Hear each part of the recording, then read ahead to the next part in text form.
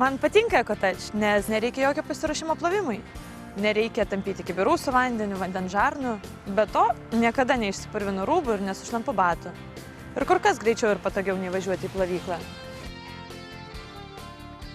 Buvau įsitikinęs, kad naudodamas šitą produktą galiu subraižyti savo automobilį. Todėl pirmiausia išbandžiau jį ant savo merginos mašinos. Nebraižo ir plauna daug geriau nei kiti produktai, kuriuos naudojau. Greita ir patogu.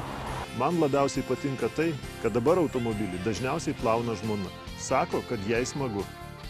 Bet man iš tiesų smagu, nes tai paprasta. Be to, visada sulaukiu puikios pagalbininkės. Man patinka EcoTouch, nes tai ekologiška. O vieno buteliuko užtenka 3-4 kartam. Taupom ir laiką, ir pinigus. EcoTouch. Plovimui be vandens jums reikės EcoTouch ploviklio 2 mikropluošto šluosčių. Gerai suplakite priemonę. Užpurškite be vandenio EcoTouch ploviklio ant vėsaus automobilio paviršiaus ir šiek tiek ant pirmosios šluostės. Švelniai nuvalykite, kad neliktų purvo. Netrinkite.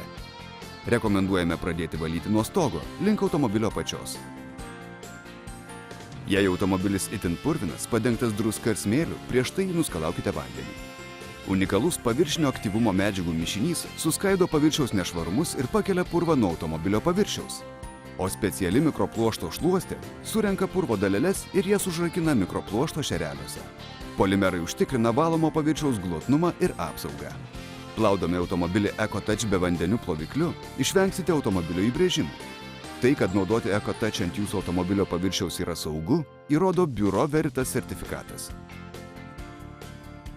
Plaudamas automobilį įprastiniu būdu, žmogus vidutiniškai sunaudoja 380 litrų vandens.